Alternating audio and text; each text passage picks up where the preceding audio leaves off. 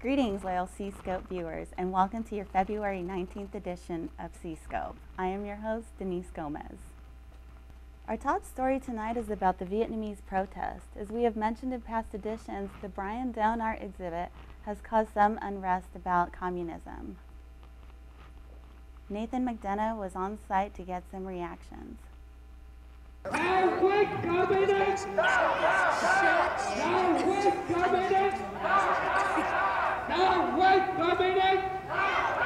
We had an opportunity to meet with the Vietnamese representatives last Tuesday, and then I also met with them yesterday afternoon, and we really had a good dialogue.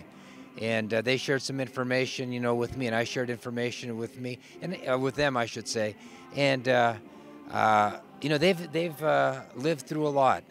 And one of the things that I was able to share is my background with them, and they have to understand too that we are an educational institution, and they have a right to share their information. And then our art exhibit, basically, which is bringing out this protest, the artist also has the right to display his art.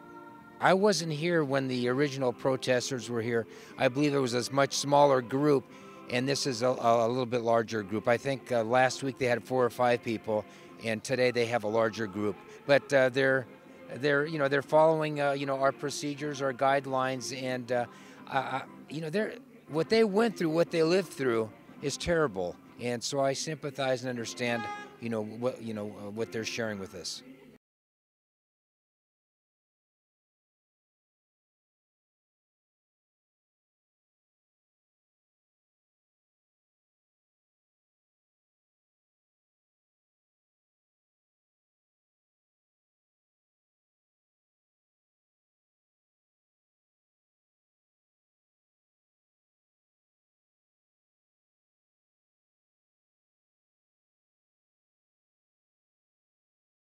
We know that there is an exhibit by photographer Brian Doan, and in this exhibit there's 2 pictures that actually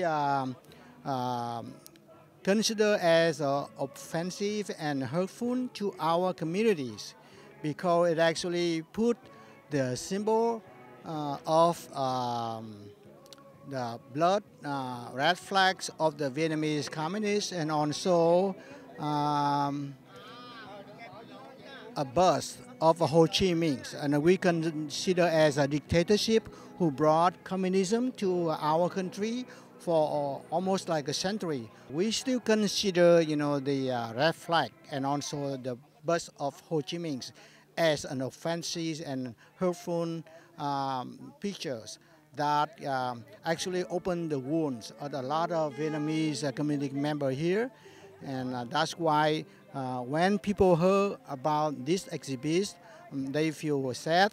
They keep complaining why this campus, this college, allows such kind of offensive and hurtful pictures displays on campus. We don't have any other problem with other pictures, with the landscape, with the portrait of the people. We also don't like to see nude pictures. It's actually against our Vietnamese American community culture.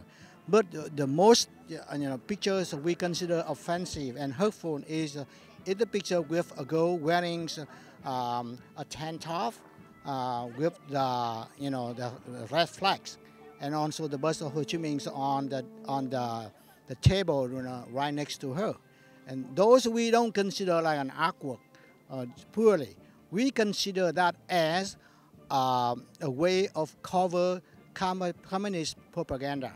I tried to reach him several times. Last night I left. I called him twice. I left 2 messages informing him that the school respect his right to put any photograph on his exhibit. But if we want to remove it, the school also will do that. This is my kind of lady. She is now in jail in Vietnam for in the past she used her own language.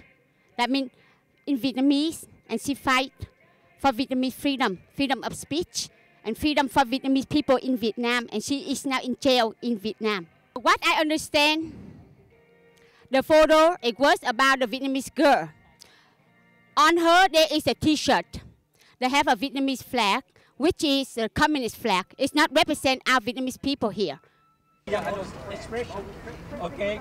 There are two ways of expression. United States expression of freedom, okay, of liberty, of human rights, of support the whole world, okay, against terrorists, against inhuman, okay, and then communists. What kind of freedom of speech? They use the freedom of speech for inhuman purpose. No with freedom! No with freedom! Freedom! Freedom! Freedom! Thank you, Nathan, for that insight. Our next story regards Malcolm X. Thank you, Denise. Hi, C-Scope viewers. This is Victor Animas giving you the story on the Malcolm X presentation that occurred on campus on Wednesday, February the 18th at the lecture hall of the Humanities Division.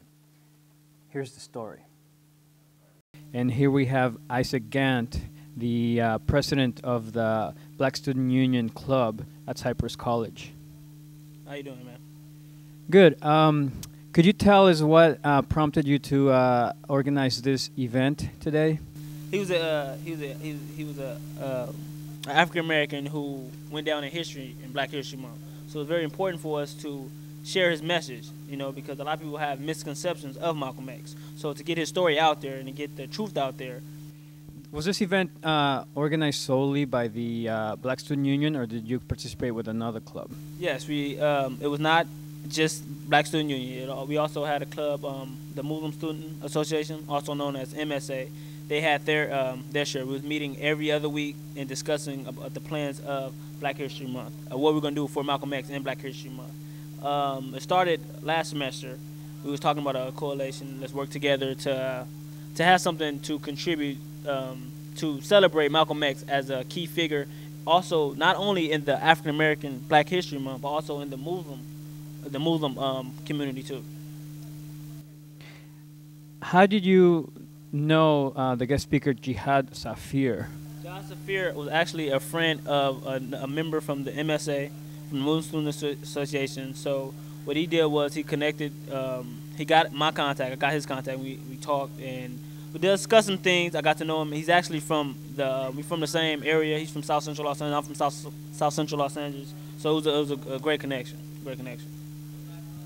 First of all, Malcolm X was born May 19, 1925 in Omaha, Nebraska. He revealed some of the injustices that were going on in the Nation of Islam. He revealed that Elijah Muhammad had relations with and had some children outside of wedlock. You know, so a lot of people wanted him killed. I mean, I did several interviews. You had people, they tried to, you know, and I don't want to, you know, just bring out no conspiracy, but they tried to assassinate him. You had a corrupt faction in the Nation of Islam. They all went corrupt. It was a beautiful movement, and I'm a product of that movement. But it was some corrupt people in that movement. They were recruiting criminals from out of prison. So some of the people were corrupt, but other than that, they had beautiful organization. It's perhaps the best African-American movement or organization that there has ever been. And people have tried to duplicate it, but they can't. To his father, Reverend Earl Little, and his mother, Louise Little. And Malcolm's father and mother, they were globally educated members of the UNIA. So you have the UNIA, his parents belong to the UNIA. This is the Universal Negro Improvement Association.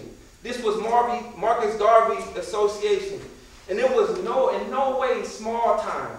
Now imagine Marcus Garvey.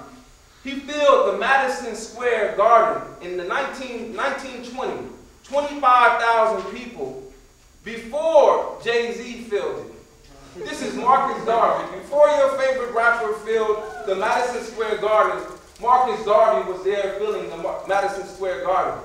Marcus Garvey said something very important. He said, a people without the knowledge of their past history, origin, and culture is like a tree without roots. So this is important. We have to understand really the time that we are living in. This is an incredible time that we really have